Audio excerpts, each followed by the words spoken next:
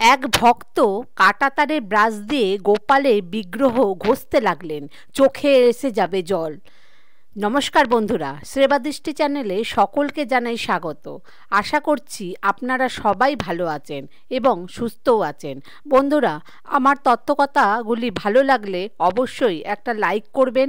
আপনাদের কাছে আমার অনুরোধ, আপনারা কথাগুলো পুরোপুরি শুনুন এবং গল্পটি শুরু করার আগে আপনারা যারা এই চ্যানেলে নতুন তারা অবশ্যই চ্যানেলটিকে সাবস্ক্রাইব করুন এবং বেল বাটন প্রেস করুন এরকম আরও নতুন নতুন তথ্যকথার নোটিফিকেশান পেতে। আর আপনারা শেয়ার করে নেবেন আপনজন নিকটদের সাথে এবং যাতে তারাও কথাগুলো শুনে উপকৃত হয়, এবং কমেন্টে জয় শ্রীকৃষ্ণ লিখতে ভুলবেন না। চলুন এবার শুরু করা যাক। আমি আজকে এমন একটি কাহিনী শোনাবো যে আপনাদের চোখে জল এসে যাবে। এমন এক সত্যি ঘটনা। যদি বাড়িতে লাড্ডু গোপালের বিগ্রহ থাকে তাহলে তাকে শুধুমাত্র বিগ্রহ ভাববেন না, তাকে সত্যি ভগবান ভাবুন। গোপাল বিগ্রহ নয়। আর বিগ্রহকে যদি বিগ্রহ ভাবেন তাহলে আপনি আনন্দ পাবেন না, আপনি ভগবানকে অনুভব করতে পারবেন না। বিগ্রহকে যদি সাক্ষাৎ ভাবের দ্বারা বুঝতে পারেন বিগ্রহ নয়, সাক্ষাৎ ভগবান আমার সামনে প্রকট হয়ে আছেন, তাহলে আজকে এমন এক কাহিনী বলবো যে গায়ের রোম কাটা দিয়ে উঠবে। জয়পুর থেকে বৃন্দাবন যাওয়ার পথে একটা ছোট্ট গ্রাম পড়ে। সেই গ্রামের নাম দোসা। সেই গ্রামে একটা সাধু বাবা থাকতেন। তিনি একজন ভগবানের পরম ভক্ত ছিলেন। তিনি সব সময় ভগবানের নাম গানে মত্ত থাকতেন। সব সময় দিব্য নাম গান আর ভগবানের সেবায় বিভোর থাকতেন। সেই ভক্তের একটা ছোট্ট লাড্ডু গোপাল ছিল। সেই সাধু বাবা গোপালকে নিজের করে ভালোবাসতেন। ওই গোপালকে ছাড়া সেই ভক্ত এক মুহূর্তও থাকতে পারত না এবং চলতেও পারত না। সেই গোপাল বিগ্রহকে নিয়ে তার সমস্ত সংসার চলত। সেই গোপালকে নিয়ে সাধু বাবা আনন্দে নিত্য দিন যাপন করত। সেই সাধু বাবা দু তিনজন শিষ্যও ছিল। এইভাবেই সেবা চলছিল। একদিনকার ঘটনা, সেই সাধু বাবার একটা জরুরি কাজ পড়ে যায় এবং তার জন্য দুদিনের জন্য তাকে বাইরে যেতে হবে। কিন্তু সাধু বাবার তো লাড্ডু গোপালকে ছাড়া একদিনও থাকতে পারে না। এদিকে দেখুন ভগবানের কি লীলা। ভগবানের লীলা যে বোঝা বড় দায়। সাধু বাবা কি করবেন বুঝে উঠতে পারছিলেন না। তিনি ঠিক করলেন, ওনার শিষ্যদের মধ্যে একজন খুব ভালো শিষ্য ছিল। সেই সাধু বাবা ভালো শিষ্যকে ডাকলেন এবং বললেন, আমাকে তো দুদিনের জন্য বাইরে যেতে হবে, কিন্তু আমি তো লাড্ডু গোপালকে ছাড়া এক মুহূর্তও থাকতে পারি না। আর তুমি তো একমাত্র আমার সঙ্গে সব সময় থাকো, তাই তুমি তো জানো আমি কেমনভাবে আমার গোপালের সেবা করি। আর আমি দুদিনের জন্য বাইরে যাচ্ছি, তাই আমি তোমার কাছেই গোপালকে সঁপে দিয়ে গেলাম। আমার গোপালের সেবায় যেন কোনো খামতি না হয়, আমার গোপাল যেন তোমার কাছে ঠিকঠাক সেবা পায়। আমি তোমার হাতে আমার গোপালকে সঁপে দিয়ে যাচ্ছি। বেশ। সাধু বাবা তো গোপালকে শিষ্যের হাতে সঁপে দিয়ে দুদিনের জন্য বাইরে চলে গেলেন। আর এদিকে ওনার যে শিষ্য, মনে খুব আনন্দ হলো, কারণ শিষ্যর মনের ইচ্ছা ছিল গোপালের সেবা করা। তাই সে মনে মনে ভাবল, আমার গুরুদেব যেমন করে গোপালের সেবা করেন আমিও গোপালের সেবা করব, আর এমনভাবে সেবা করব যে গুরুদেব খুশি হয়ে যাবে। বেশ। শিষ্যের মনের ভাব দেখুন, যে গুরুদেবকে প্রসন্ন করার জন্য গোপালকে এমনভাবে সেবা করবে যে গুরুদেব এসে যদি দেখতে পায় যে আমার গোপালের সেবায় কোনো ত্রুটি রাখেনি। বেশ। গুরুদেব তো চলে গেলেন, আর ওনার শিষ্য পরদিন ভোরবেলায় স্নান সেরে মন্দিরে ঢুকলেন। এবার গোপালের আরতি করবেন, মঙ্গল আরতি করলেন। গোপালের অর্চন শৃঙ্গার করার সময় গোপালকে কোলে নিলেন এবং গোপালকে কোলে নেওয়ার পর দেখলেন গোপালের গায়ে এবং সারা শরীরে একটা ময়লা পড়েছে। গোপালের গায়ে যেন ময়লার ছোপ পড়েছে। তখন শিষ্য ভাবলেন গুরুদেব হয়তো গোপালকে পরিষ্কার করার সময় পায় না, তাই গোপালের গায়ে ময়লা পড়েছে।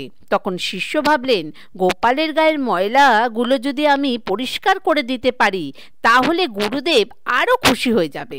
তাই গোপালকে স্নান করার জন্য হাতে নিয়ে ভাবলেন গোপালকে কি দিয়ে স্নান করাবো। শিষ্য তো জানতোই না গুরুদেব গোপালকে কি দিয়ে স্নান করাতো। তখন শিষ্য ভাবলেন গোপালকে কি দিয়ে গোপালকে পরিষ্কার করা যায় সে মনে মনে ভাবলেন, এবং গোপালের গায়ে যে ছোপ পড়েছে, যে অনেক দিনের ময়লা এমনিতেই যাবে না, সে শিষ্য তখন গোপালকে সার্ফ দিয়ে ভালো করে ঘষতে লাগলেন এবং ঘষে ঘষে সমস্ত বিগ্রহটাকে ঘষলেন। তাও গোপালের গা পরিষ্কার হলো না। কেমন ভাব দেখুন। শিষ্য তো ভাবছে কিভাবে গোপালকে পরিষ্কার করা যায়। তখন শিষ্য দোকান থেকে কাঁটা তারের ব্রাশ কিনে নিয়ে এলো, যেটা দিয়ে লোহা লক্কর ঘষা হয়। সেই কাঁটা তারের ব্রাশ দিয়ে গোপালের সারা গায়ে যেখানে যেখানে কালো কালো ময়লা রয়েছে সেখানে সেখানে ভালো করে ঘষতে লাগলেন। এদিকে গুরুদেব জরুরি কাজের জন্য বাইরে রয়েছে, সে ভালো করে ঘষলেন, এমন একদম ঘষে ঘষে গোপালের গা পরিষ্কার করে একদম ঝকঝকে করে দিলেন। মাথা মুখ শরীর একদম ঘষে ঘষে চকচকে করে দিলেন। শিষ্য ভাবছেন গুরুদেব যখন ফিরবেন তখন তো গোপালকে দেখে ভাববেন আমার গোপাল আর সেরকম গোপাল নেই, গোপাল তো একদম চকচকে করে দিয়েছে। গুরুদেব দেখবে আর খুশি হয়ে যাবে। গোপালকে এমনভাবে সাজিয়ে রাখবো। সেই দিন রাত্রে গুরুদেব ঘুমাচ্ছে, তখন গোপাল সাক্ষাৎ গুরুদেবের স্বপ্নে এলেন এবং গোপাল বলছে বাবা আমার সারা শরীর জ্বলছে, আমার শরীর ক্ষত বিক্ষত হয়ে গেছে, আমার সারা শরীর দিয়ে রক্ত ঝরছে, আমি ঘুমাতে পারছি না, তুমি কিছু একটা করো, আমার সারা শরীর জ্বলছে। তখন গুরুদেব দেখলেন আমার বাড়ির গোপাল আমার স্বপ্নে এসে আমাকে এরকম বলছে যে আমার সারা শরীর জ্বলছে আর গোপাল তো ঘুমোতে পারছে না, রক্ত ঝরছে গা থেকে। তখন গুরুদেব বলছে যে নিশ্চয়ই কোনো অঘটন হয়েছে। তখন গুরুদেব সব কাজ ফেলে তাড়াতাড়ি আশ্রমে ফিরে এলেন। এদিকে শিষ্য তো গুরুদেব আসার অপেক্ষায় দিন গুনছে, যে শিষ্য গুরুদেব এসে বলবে যে আমার গোপালকে কত যত্ন কত সেবা করেছো। গুরুদেব দেখে তো খুশি হয়ে যাবে। ভোর না হতেই গুরুদেব আশ্রমে ফিরে এলেন। গুরুদেবকে দেখে শিষ্য তাড়াতাড়ি তো খুবই আনন্দিত হলো এবং ভাবলেন গুরুদেব তো বলেছিলেন 2 দিন লাগবে, তাহলে এত তাড়াতাড়ি চলে এলো কেন। তখন গুরুদেব শিষ্যকে ডেকে জিজ্ঞাসা করলেন তুমি আমার গোপালকে ঠিকঠাক সেবা করেছো? ঠিক করে করেছো তো? কেমন করে সেবা করেছো একবার আমায় বলো। তখন শিষ্য বললেন কেন গুরুদেব, আপনি নিজেই দেখবেন, চলুন আপনার গোপালের কেমন সেবা করেছি, আপনি দেখে খুব আনন্দিত হয়ে উঠবেন। তখন গুরুদেব বললেন তুমি সত্যি করে বলো তুমি কি করেছো, তুমি সত্যি করে বলো তুমি কেমন করে সেবা করেছো, তো আমি প্রমাণ পেতে চাই, তখন সত্যি করে বলো। তখন শিষ্য বললেন গুরুদেব আমি আপনার গোপালের এরকমভাবে সেবা করেছি।